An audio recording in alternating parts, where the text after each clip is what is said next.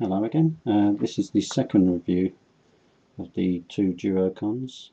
This is Flywheels, a Decepticon jet and tank combiner. As with the previous one, Battle Trap, who you might also see I've reviewed, this is not the most articulated figure that Hasbro have ever brought out. I'll show you his box art.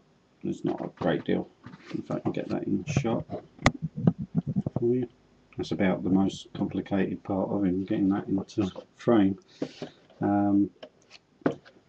His usual tech specs, though missing the robot points on this box. Quite good box art. It's a pity the figure doesn't quite live up to the actual impression they give, let's say, of the box it comes in. He came with his instruction manual and obviously tech spec decoder. He did have a handheld blaster as such, say handheld, but it's not really quite. You could also fit it into the tank, into the front there, so it had two guns, a little bit of barrel articulation in the tank, and that's about it as well. As for transformation, you take the jet, which is pretty much just a solid plastic jet, nothing moving on that. You plug it into the slots on top of the tank, push down, and I think you flip the front there. Oh, it doesn't quite work. Just line that up. There's me saying he's not complicated and making a big deal of it. There you go. No, it's still not going to. That's the thing with a 20-year-old toy. You don't necessarily want to play ball. There we go. Just moved his arms out a little bit to make him spring-loaded action work better.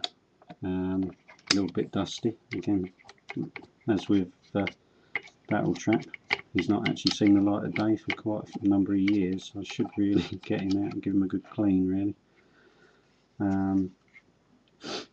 His Decepticon logo is a little bit worn.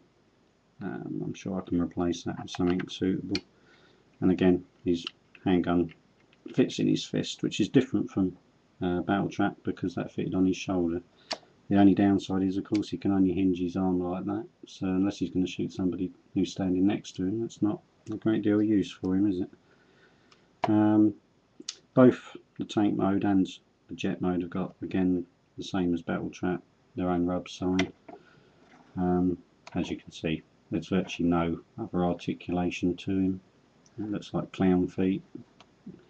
He's not exactly going to fall over very easily. And that's pretty much it. You know, they didn't really make an appearance, I don't think, in any of the G1 cartoons. And maybe sort of that's probably just a good thing, really, because if a lot of kids have been craving to get hold of the characters, they'd have been bitterly disappointed. As a collectible, and as you know, if you're a G1 completist, I'm sure there's always a place in your heart and in your collection for them. If you're going to buy one, I wouldn't spend a fortune getting hold of one. They're not the most fantastic figure, let's say.